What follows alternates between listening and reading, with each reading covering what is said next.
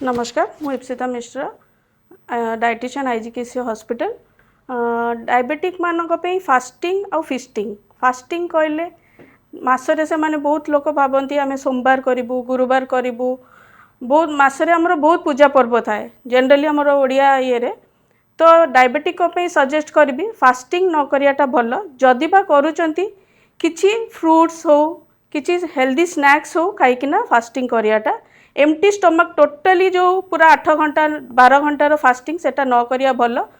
fasting कले बहुत sugar fall करियार chances अधिक थाए और फिस्टिंग कहले आम भोजी भात तो अवॉइड करि परिबानी किंतु आम को जिनसटा को चूज करि परिबा से जो आम गैदरिंग को सोशल गैदरिंग को जाइथिबा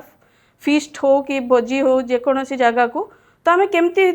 माने हेल्दी फूड चॉइसेस सेठी करिबा तो से भोजी रे हमको बहुत माने